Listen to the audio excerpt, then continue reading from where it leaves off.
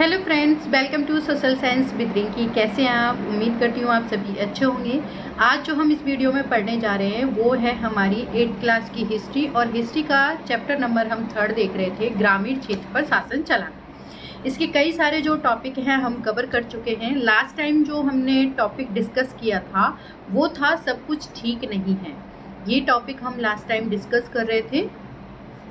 तो हमने देखा था कि जो व्यवस्थाएं स्टार्ट करी थी, जैसे हमने देखा था कि परमानेंट सेटलमेंट देखा था हमने, जो मालवारी प्रथा देखी थी, उस रैयत वाली, ये सारी हमने देख ली थी। लेकिन इतनी सारी मतलब ये सारी चीज़ें व्यवस्थाएं लाने के बावजूद भी सब कुछ ठीक नहीं था। मतलब जो कंपनी थी वो इस पर्पज़ से इन व्यवस्थाओं को लेके आई थी कि किसानों का क्या है, प्रोडक्शन बढ़ेगा और उससे उनकी क्या है, इनकम बढ़ेगी, तो वो हमें टैक्स ज़्यादा से ज़्यादा पे करेंगे। लेकिन ऐसा कुछ नहीं हुआ था, सब कुछ ठीक नहीं था। ये सब कुछ हम लास्ट टॉपिक में डिस्कस कर चुके थे। अब जो हमारा नेक्स्ट टॉपिक है वो है यूरोप के लिए फसलें। तो अब हमने देखो जो चैप्टर तक पढ़ा है उसका एक पार्ट हम जो रेवेन्यू वाला है वो तो हम कंप्लीट कर चुके हैं। अब जो हम यहाँ से देखेंगे कि एक जो चैप्टर का सेकंड पार्ट स्टार्ट हो जाता है। मतलब यहाँ से हम देखेंगे कि वो टैक्स तो ले ही रहे थे यहाँ से, साथ के साथ यहाँ से मतलब यूरोप के लिए फसलें भी यहीं से कल्टीवेट कर रहे थे, उगा रहे थे, मतलब यहीं से पैदा करवा रहे थे। अच्छा, तो यूरोप के लिए फसलें क्यों? अब आप सोचोगे कि इंग्लैंड तो मैडम छोटा सा है ब्रिटिशर्स के लिए, तो उसके लिए क्या फसलें यहाँ से? नहीं, वो अपने जो बिजनेस के पर्पज से या व्यापार के पर्पज से ही इनको क्या कर रही थी, क्रॉप्स को उगवा रही थी, या कहें यूरोप के लिए फसलें पैदा करवा रहे थे। तो वो किस तरह से पैदा करवाएंगे, कौन कौन सी क्रॉप हैं वो जो आपके बिजनेस के लिए उन्होंने करवाई थी पैदा, मतलब कौन कौन सी व्यावसायिक जो क्रॉप्स थी, और वो क्यों यहीं पर उन्होंने पैदा की थी, वो अपने वहाँ पे भी तो कर सकते थे। ये सारी चीज़ें हम इस टॉपिक में देखेंगे। सबसे पहले तो हम देखेंगे कि यहाँ यूरोप के लिए जो फसलें थी वो कौन सी थी और क्यों थी। उसके बाद जो हमारे नेक्स्ट टॉपिक में आते जाएंगे वो क्यों ऐसा कर रहे थे, वो सारा कुछ हम आगे कवर करते चले जाएंगे।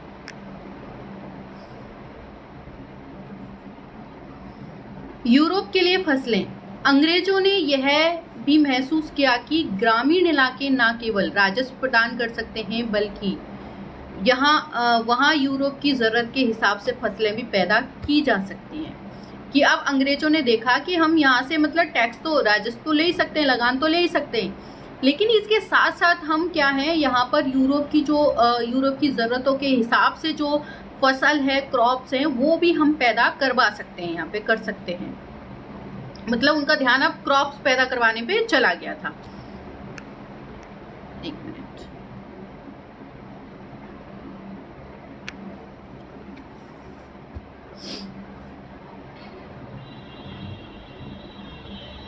18वीं सदी के आखिर तक कंपनी ने अफीम और नील की खेती पर जोर लगा दिया। अच्छा, ये अफीम और नील की खेती क्या थी?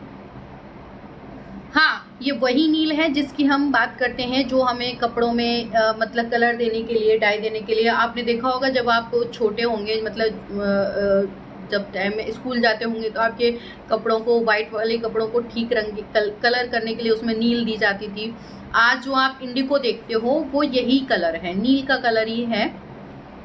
अफीम का आपको पता है ये एक ऐसी क्रॉप थी जो नशे का काम करती थी। तो ये दो जो क्रॉप थी, इन पे सबसे ज़्यादा उन्होंने ब्रिटिशर्स ने, या कहें हम कंपनी ने, फोकस किया था। क्यों? क्योंकि इसी के प्रोडक्शन पे उसको सबसे ज़्यादा बेनिफिट हो रहा था। और जो इंडिया की नील थी वो वर्ल्ड फेमस थी, कि मतलब यहाँ जो नील पैदा की जाती थी ऐसी कहीं वर्ल्ड में पैदा नहीं होती थी। मतलब इसका कलर जो होता था बहुत नेचुरल होता था और इतना अच्छा था कि वर्ल्ड में फेमस था, मतलब इंडिया का जो नील था वो। तो यहाँ पर इन दो खेती पर जोर लगाया गया कि ये जो दो क्रॉप हैं वो उगाने के लिए फोर्स किया गया था किसानों को। अगर वो अपनी मर्जी से कर लेते तो ठीक है, अदरवाइज उनसे जबरदस्ती से मतलब ये खेती करवाई जाती थी। इसके बाद लगभग 150 सालों तक अंग्रेज देश के विभिन्न भागों में किसी न किसी फसल के लिए किसानों को मजबूर करने लगे। कि मतलब जो इसके बाद मतलब 150 सालों तक, जब तक उन्होंने शासन किया, तब तक क्या था, वो किसानों को मतलब अलग अलग फसलों के लिए क्या है, मजबूर करते रहे। जैसे उन्होंने बंगाल के जो किसान हैं उनको पटसन की खेती, पटसन मतलब जो आप ये जूट वगैरह नहीं देखते हो, जिसके मतलब आप टोकरियाँ वगैरह ये बनते हैं, ये मतलब थैले वगैरह ये जो बनते हैं जूट पर्स, तो वो बंगाल में उसकी खेती के लिए वहाँ के किसानों को मजबूर किया, असम में चाय की खेती के लिए, और संयुक्त प्रांत जो आज के टाइम का क्या है हमारा उत्तर प्रदेश, वहाँ पर उन्होंने गन्ने को पैदा करने के लिए, अब आप देख रहे हो ये सारी क्या है व्यापारिक फसलें हैं कि इनका वो क्या कर सकते थे, बिजनेस कर सकते थे, तो यहाँ से वो पैदा करवाते थे और वहाँ इनकी पैकेजिंग करवा के ला कर वापस से हमें ही बेचते थे।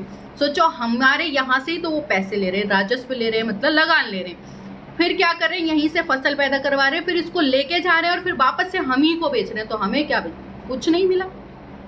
क्या मिला, शोषण किया तो था, लूट के ले गए, ये मिला हमें और क्या मिला। तो आप देख रहे हो कि मतलब किस तरीके से मतलब उन्होंने मतलब यहाँ खेती भी यहीं से स्टार्ट कर दी थी, उन्होंने राजस्व भी क्योंकि अब जब उनके हाथ में दीवानी मैटर आ गए थे, उन्होंने जो राजनीतिक जो मैटर्स उनके हाथ में आ गए तो उन्होंने अब ये करना भी शुरू कर दिया था, मतलब यूरोप के लिए फसलें क्रॉप्स वगैरह उगाना भी उन्होंने शुरू कर दिया था। तो अब ये बताया जा रहा है कि कहाँ के किसानों को कौन कौन सी खेती करने के लिए मजबूर किया जा रहा था। तो पंजाब में गेहूं और महाराष्ट्र व पंजाब में कपास और मद्रास में चावल, इन खेती के लिए यहाँ के जो हैं किसानों को मजबूर किया जा रहा था। तो बच्चों ये जो बच्चे हैं उनके लिए वन लाइनर क्वेश्चन बन जाता है, ये इम्पॉर्टेंट है, तो इसको अंडरलाइन भी कर सकते हैं आप। बाकी इसको याद रखना कि कौन सी फसल के लिए कहाँ पर किसानों को मजबूर किया गया था, ये कैसे किया गया, कि मतलब ये सब कैसे हुआ कि कैसे किसानों को मजबूर किया। अंग्रेजों ने अपनी ज़रूरत की फसलों को खेती को फैलाने के लिए कई तरीके अपनाए, कि अंग्रेज़ों ने जो उनकी ज़रूरत के हिसाब से जो फसलें पैदा करने के लिए खेती को फैलाने के लिए कई तरीके अपनाए थे। उन्होंने किसानों को मजबूर किया था, जो किसान मतलब या तो मर्जी से कर ले, अदरवाइज ज़बरदस्ती उनसे करवाई जाती थी, बेकार करवाई जाती थी।